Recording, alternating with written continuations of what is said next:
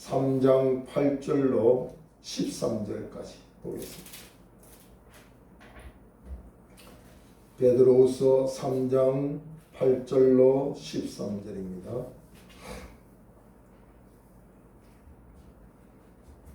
제가 공독 올립니다. 사랑하는 자들아, 주께는 하루가 천년 같고 천년이 하루 같다는 이 한 가지를 잊지 말라. 주의 약속은 어떤 이들이 더디다고 생각하는 것 같이 더딘 것이 아니라 오직 주께서는 너희를 대하여 오래 참으사 아무도 멸망하지 아니하고 다 회개하기에 이르기를 원하시느니라. 그러나 주의 날이 도둑같이 오리니 그날에는 하늘이 큰 소리로 떠나가고 물질이 뜨거운 불에 풀어지고 땅과 그 중에 있는 모든 일이 드러나리로다. 이 모든 것이 이렇게 풀어지리니 너희가 어떠한 사람이 되어야 마땅하냐. 거룩한 행실과 경건함으로 하나님의 날이 임하기를 바라보고 간절히 사모하라. 그날에 하늘이 불에 타서 풀어지고 물질이 뜨거운 불에 녹아지려니와 우리는 그의 약속대로 의가 있는 곳인 새하늘과 새 땅을 바라보도다. 아멘. 제가 이곳 지역에서 처음 개척할 때 만난 분이 중국인입니다. 그런데 한국에 나와서 마지막으로 자기 아들 내외가 사는 걸 보고 이제 본인의 말입니다. 내가 죽어야 되겠다 하고 마지막으로 한국에 나와서 사는 아들 내외를 만나기 위해서 왔는데 한 달 동안 그 하시면서 첫 번째 저희 교인이 돼서 한 달 교인이었어요. 참 하나님의 역사는 그 방법은 참으로 때로는 이해가 하기 힘듭니다. 개척교회에 한 달만 계실 게 아니라 주 오실 때까지 같이 계시면 얼마나 좋겠어요. 그 처음 신자가 한 달 교인이에요. 근데 손녀딸을 만나기 위해서 저희 교회를 신앙도 없는데 나왔습니다. 전도를 하다 보니까 제게 사정을 하더라고요.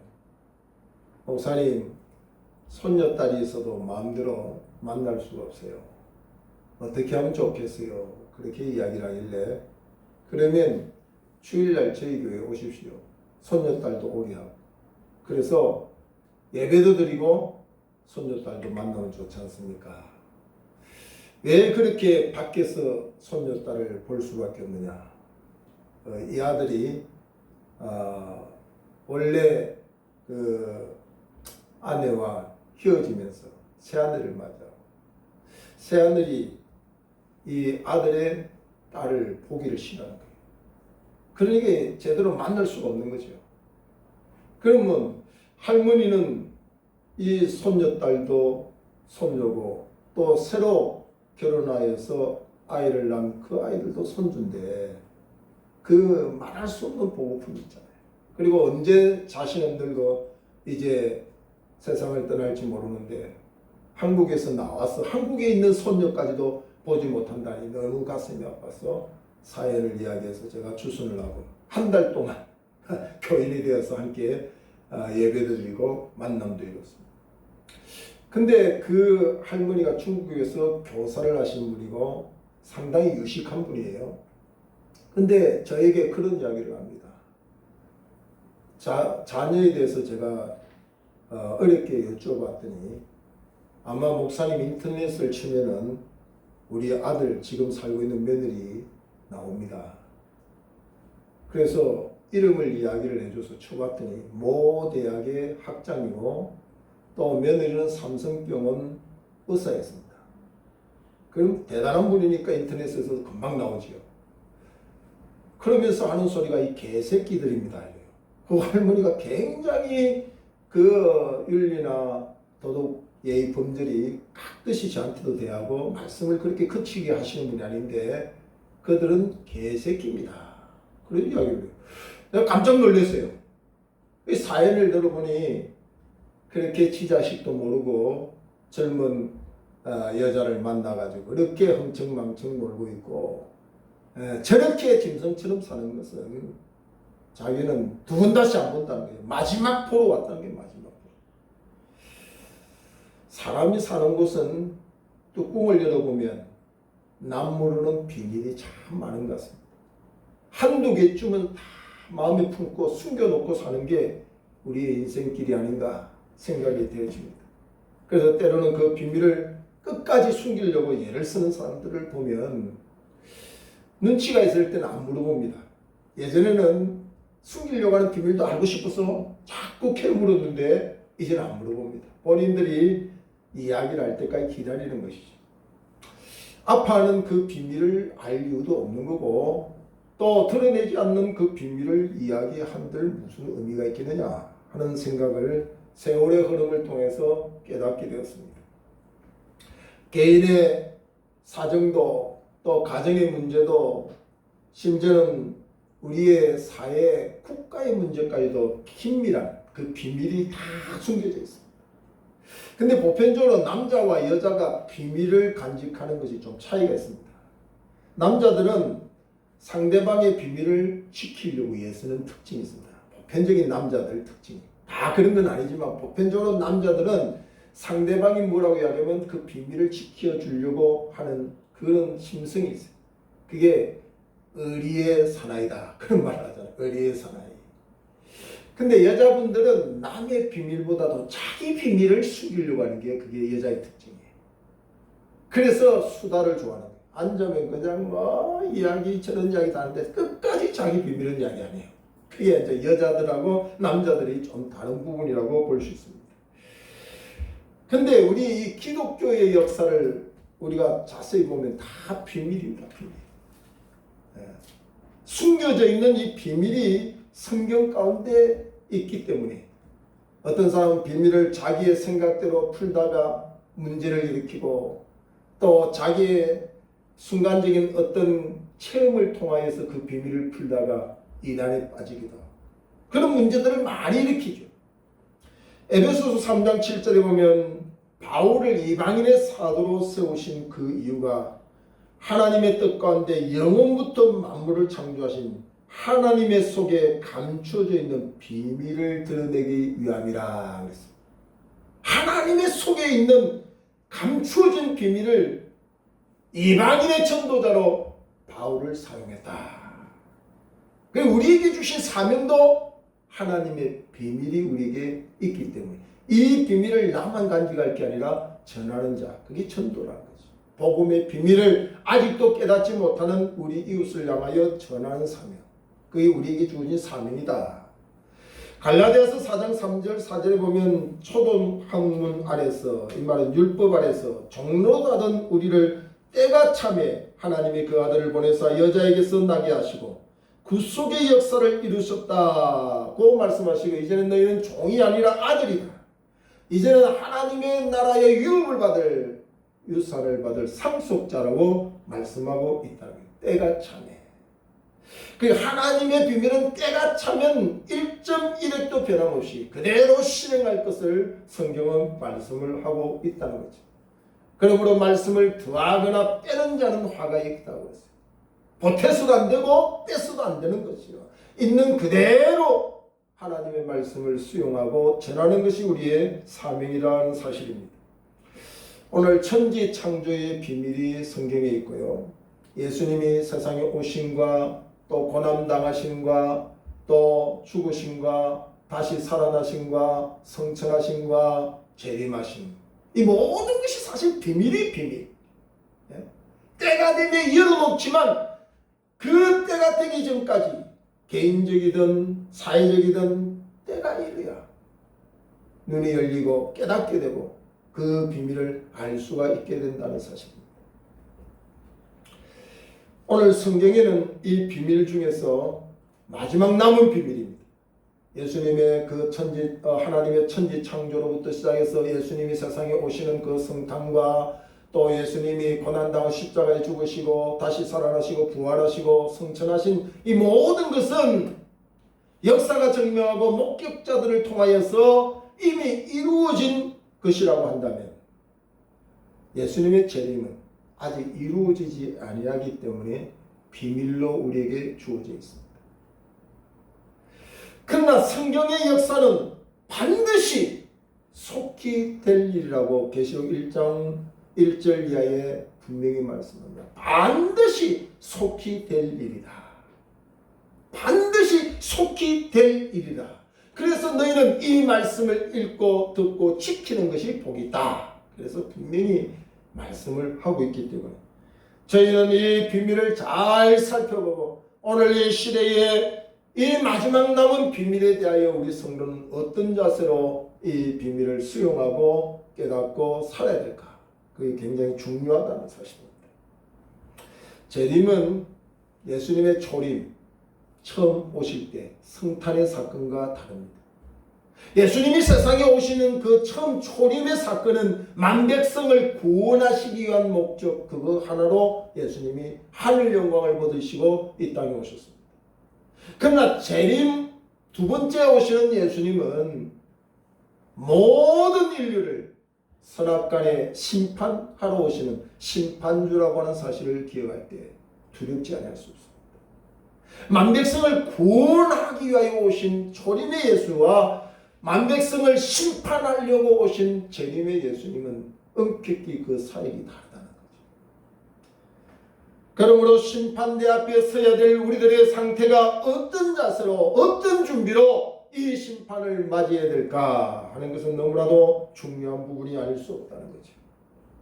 성경의 비밀의 역사 중에서 큰 심판을 오늘 본문에 보면 두 가지로 우리에게 소개를 하는데 그 첫 번째가 5절 6절에 있는 말씀입니다. 이는 하늘이 옛적부터 있는 것과 땅이 물에서 나와 물로 성립된 것도 하나님의 말씀으로 된 것을 그들이 일부러 잊으려 함이로다. 이로 말미암아 그때의 세상은 물이 넘침으로 멸망하였으되 인류 역사상에 큰 심판의 하나를 소개하는데 물로 세상을 심판했다고 하는 우리가 잘 아는 노아 홍수 심판을 소개하고 있습니다. 이제 우리에게 남은 이 두 번째 심판을 7절로 이렇게 소개합니다. 이제 하늘과 땅은 그 동일한 말씀으로 불사르기 위하여 보호하신 바 되어 경건하지 아니한 사람들의 심판과 멸망의 날까지 보존하여 두신 것이니라. 두 번째 심판은 첫 번째 하나님께서 인간을 물로 심판한 후에 약속하셨습니다. 이제는 다시는 세상의 모든 것을 물로 심판하지 아니하리라. 그리고 무지개를 언약으로 그렇게 설명을 해 주었습니다. 마지막 우리가 두 번째 주의 재림으로 인하여 오는 그 심판은 불로 심판한다고 성경은 분명히 말하고 있습니다. 온 세상이 풀바다가 되는 이런 엄청난 재앙으로 심판할 것을 예고하고 있다는 사실입니다. 그런데 우리에게 중요한 특징을 하나 주고 있습니다. 이 두 번째 재림으로 인하여 오는 이 심판은 노아의 때와 같아 하는 것이 우리에게 주는 그런 중요한 부분입니다. 노아의 때가 어떻길래 하나님은 우리에게 재림으로 인하여 오는 이 심판이 노아의 때와 같다고 말했을까 하는 것에 우리가 관심을 가질 필요성이 있다는 사실입니다.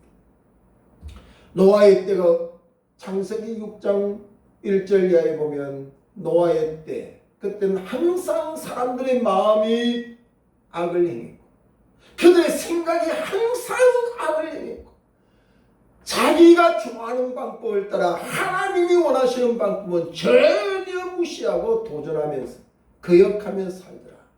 그 시대의 자손들이 다 네피림의 그인 족속이 생산되는 사실을 설명하고 있습니다. 오늘 마지막 때 주의 오실 때에 우리의 징조와 그때의 모습이 흡사하다고 한다면 오늘 이 시대의 우리의 모습이 철저히 하나님을 도전하고 마음과 생각이 항상 악할 뿐이고 하나님이 사람을 이 땅에 만드신 것을 한탄하는 그런 모습이 오늘 우리가 살고 있는 이 시대의 모습과 다를 바가 없다는 거죠. 노아의 시대에 노아가 홍수 심판을 대비하여 방주를 만들어 들어갈 때까지 세상 사람들은 먹고 마시고 즐기고 쾌락을 따라서 살아갔던 것을 보면서 오늘 이 시대도 재림에 대하여 하나님의 종들이 외치고 이 시대를 그렇게 강력하게 회개하라고 외치지만 저 밖에 있는 이들은 이 비밀을 모른다지만 이 복음의 비밀을 깨닫고 전하는 주의 백성들까지도 시대를 직시하지 못하고 이렇게 그들의 마음과 생각이 정리되지 못한 채 믿음을 준비하지 못하고 하나님의 방법대로 살지 않으려고 자기 방법대로 사는 이들이 심히 많은 시대를 우리가 보고 있다는 사실입니다. 결국은 그들의 멸망을 초래한다는 사실입니다. 근데 왜 이렇게 이 하나님의 말씀은 그대로 이루어짐에도 불구하고 이렇게 믿음이 생기지 아니할까? 설마 에이 교회만 나가면 뭐 심판을 대비하라, 재림을 대비하라, 뭐 말씀으로 살아가는데 한두 번 듣는 것도 아니고 어제 말씀이 똑같고 오늘도 똑같은데 뭘 준비하라느냐? 그런 아니란 생각을 우리가 하게 되는 이유가 뭘까?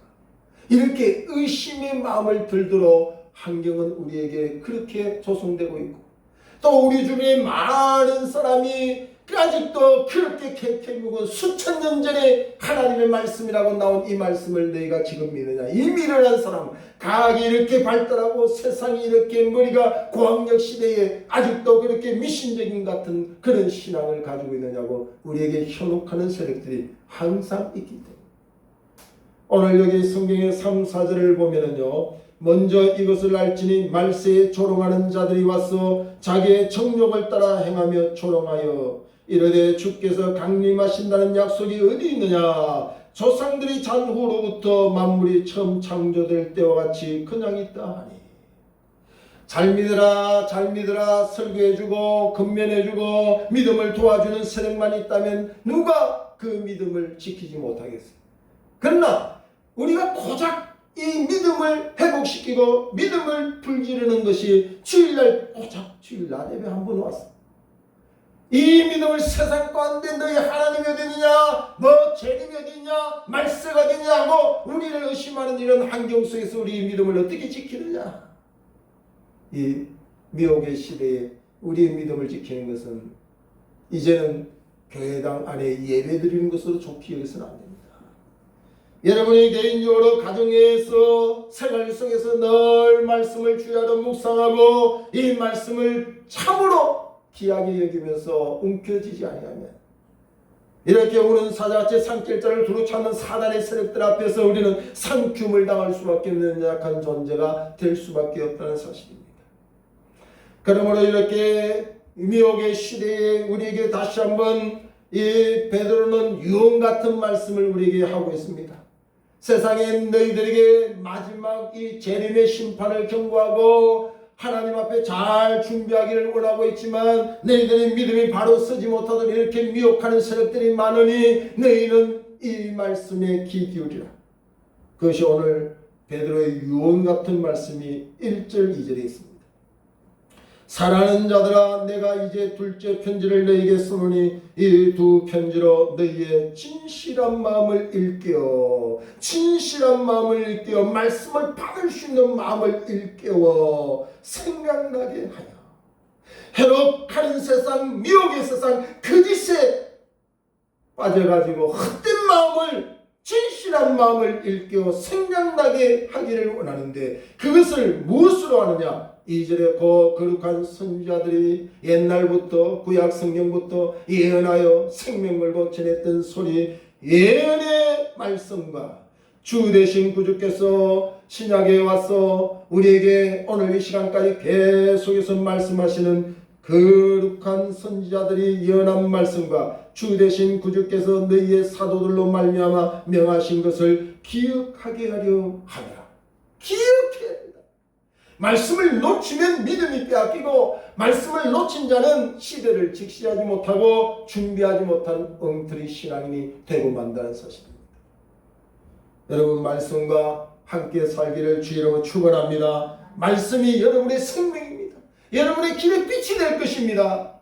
발의 등이 될 것입니다. 여러분의 생명을 소생시키고 여러분을 위경에서 건지는 말씀이 된다는 사실을 꼭 잊지 말기를 주의로 축원합니다. 그래서 오늘 이 재림의 말씀을 우리에게 전해주면서 이 재림의 말씀을 여러분의 개인의 체험에 의존하지 말고 어떤 유명한 사람이 말해주는 그 말에 의존하지 말고 개인의 생각에 사로잡히지 말고 말씀을 기억하고 이 말씀을 붙들고 살아라고 성경은 이야기하고 있다는 거죠. 1992년 담이 선교회라고 어린아이의 영안을 열어서 예수님이 92년 10월에 오니까 모든 것을 준비하라고 마지막 시대를 예고한 사건이 우리나라에 있었습니다.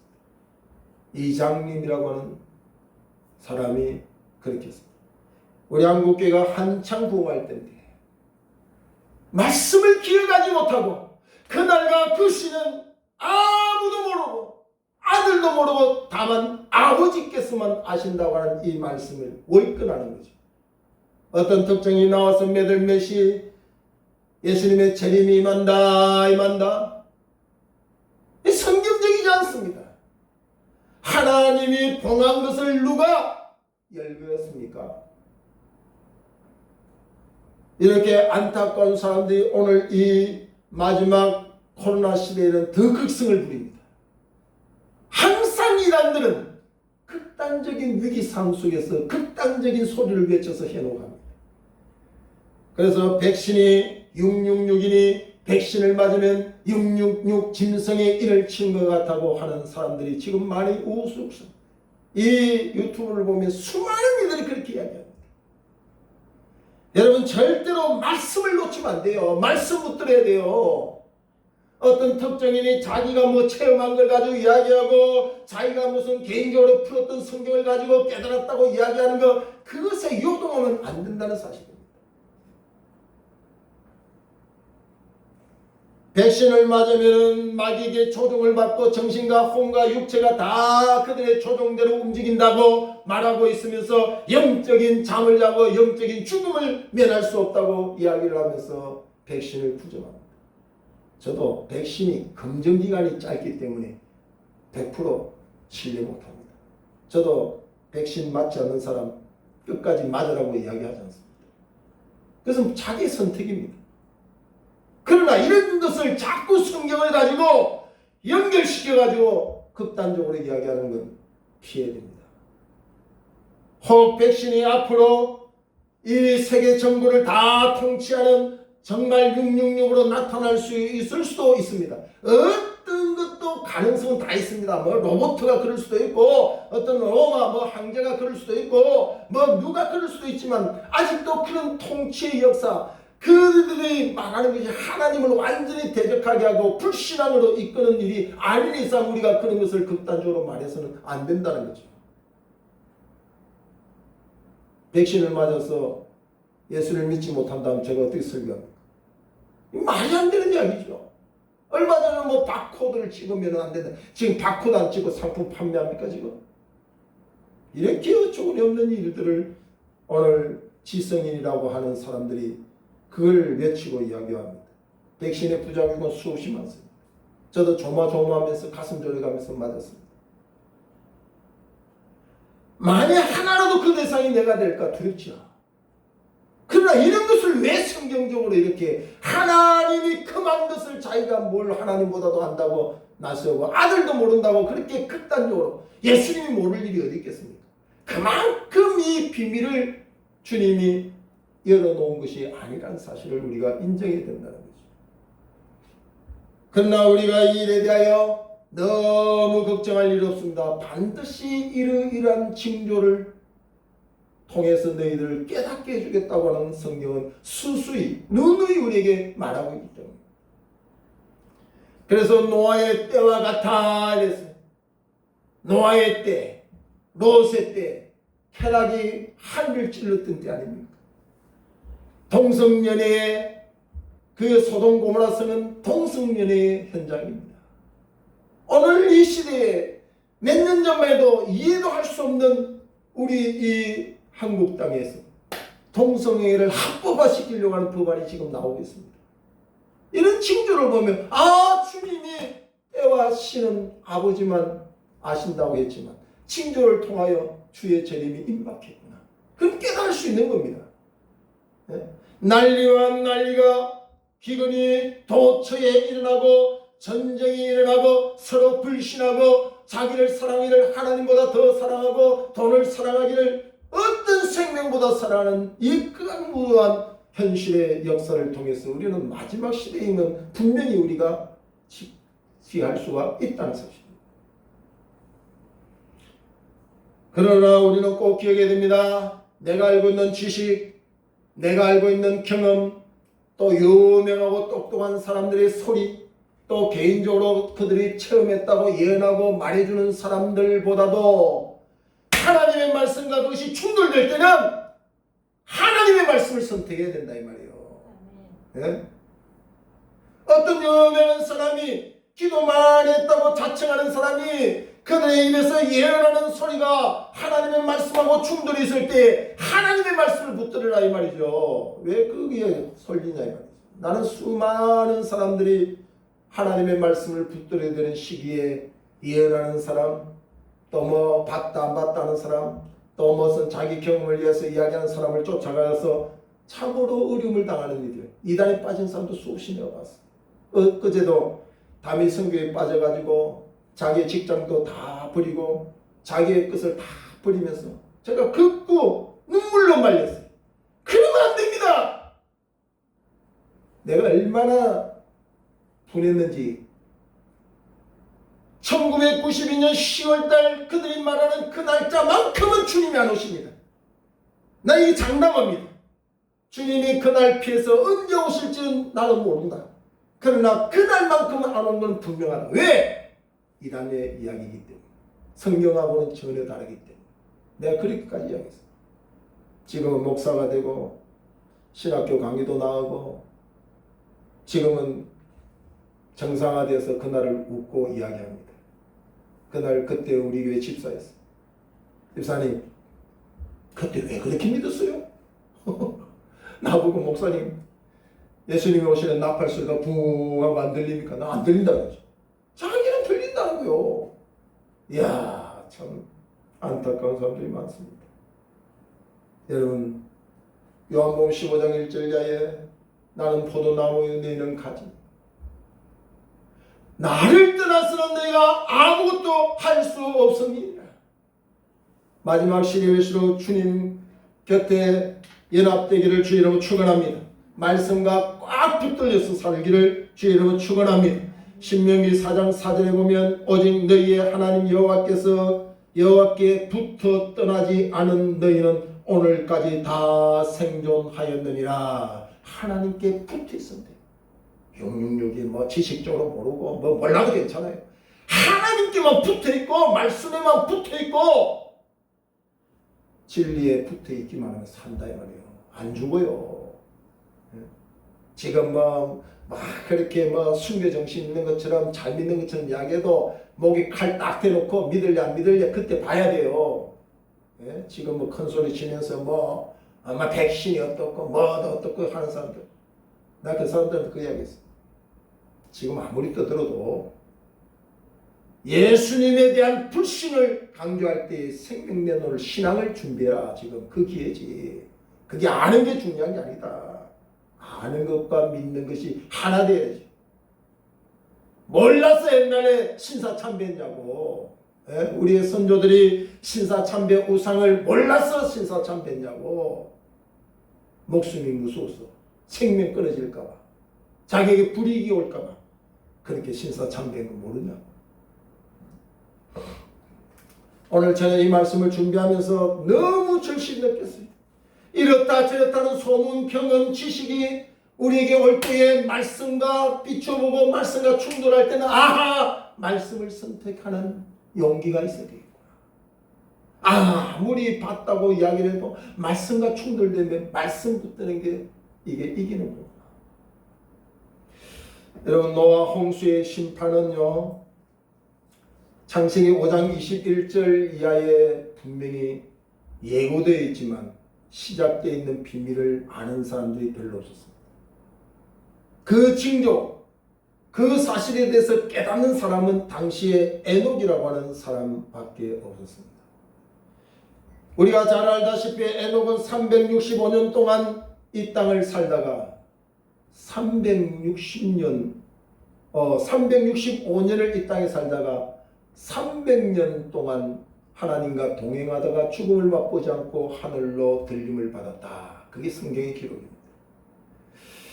여러분, 우리가 주의 재림을 통하여 공중으로 믿음을 가진 하나님의 백성들이 들림을 받는 것을 휴거라고 그러죠.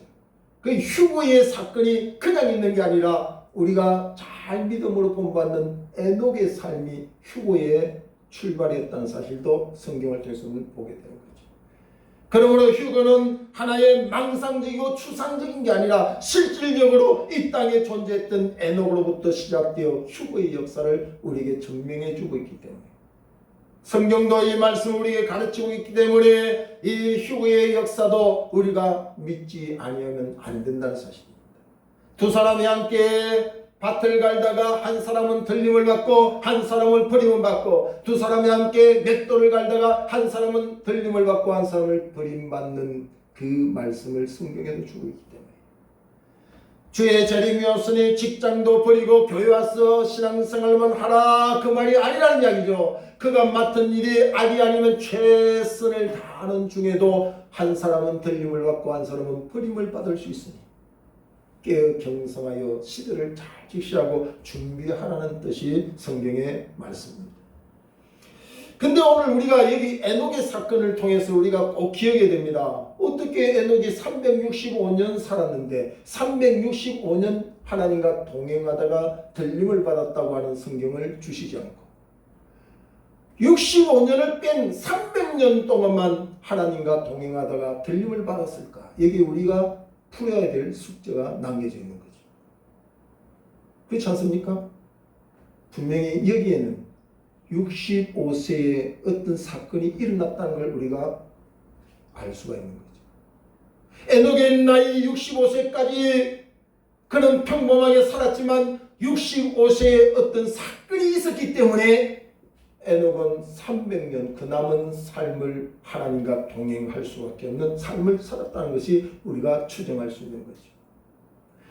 에녹의 65세 때 어떤 사건이 일어났습니까? 에녹의 65세 때 우리가 잘 알고 있는 이 땅에 인생으로 살면서 가장 오래 사는 사람 무두셀라라고 하는 사람을 낳게 됐어요. 에녹의 65세에 무두셀라를 낳았는데 그 무두셀라의 히브리의 원뜻이 뭐냐면 이 자녀가 죽으면 곧 심판이 온다 하는 말씀입니다. 예수님의 이름의 비밀이 감춰져 있는 것처럼 무두셀라의 이름 속에 하나님의 심판이 그게 감춰져 있기 때문에 다른 이들은 모르지만 오늘 출산하고 자기의 자녀로 생산한 이 에녹은 무두셀라를 낳으면서 그 이름이 그에게 강하게 와닿은 거예요. 이 자식이 죽으면 곧 심판이 온다. 그 심판에가 성경의 창세기 추정 그걸 역사를 볼 때는 그 후손 중에 노아의 때, 노아의 나이 600세 될 때 곧 무두셀라의 죽음과 더불어 이 땅에 물로 심판을 받은 것이라는 거죠.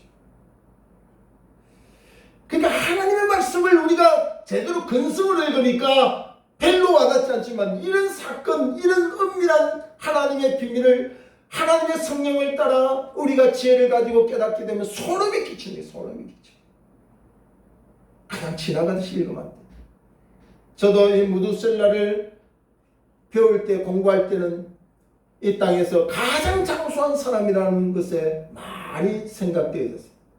그러나 오늘 이 말씀을 준비하면서 무두셀라는 이 땅에서 가장 장수한 사람으로만 기억할 게 아니구나. 심판을 예고한 하나님의 사람이었구나 하는 것을 깨닫게 되는 거죠. 많은 사람이 재림이 왜 더디냐고 말하는 사람들이 있습니다. 하나님의 계획을 몰라서요. 하나님의 마음과 자기의 마음, 하나님의 뜻과 자기의 뜻이 다르다는 사실을 꼭 기억해야 돼요. 우리 같으면 나를 괴롭히고 악을 행하는 사람 당장 심판해서 죽여버리고 우리를 저 적과 후리는 그 가나안 땅, 하나님이 준비한 새하늘과 새 땅을 우리에게 주면 되지 왜 이렇게 고생하고 죄인이 저렇게 덕세하며 잘 살게 할까? 그게 우리 마음이잖아요. 날 괴롭히는 사람 그 자리에서 바로 죽여, 나를 바로 천국으로 인도하고, 이게 우리의 마음이잖아요. 그러나 하나님과 우리의 마음이 다르다. 오늘 우리가 기억해야 됩니다. 8절에 보면 사랑하는 자들아 주께는 하루가 천년 같고 천년이 하루 같다는 이 한 가지를 잊지 말라. 주의 약속은 어떤 이들이 더디다고 생각하는 것 같이 더딘 것이 아니라 오직 주께서는 너희를 다하여 오래 참으사 아무도 멸망하지 아니하고 다 회개하기에 이르기를 원하시느니라. 이게 하나님의 마음이에요. 우리는 하나님의 마음도 모르고 나한테 괴롭히고 나에게 고통을 주는 원수들은 그 자리에서 죽여버리고 나는 빨리 천국 데려가면 좋겠는데 이렇게 하나님의 마음도 모르고 좁은 생각을 가지고 하나님 왜 이렇게 아기를 오래 놔둡니까? 왜 이렇게 빨리 안 오십니까? 하나님은 한 사람도 멸망을 원치 않는 거죠. 하나님은 모두가 다 구원함에 이르기를 원하시는 거죠. 거기에 대해서 무두셀라의 나이 969살까지 오래 살게 하신 이유에 대해서 섬찟하더라.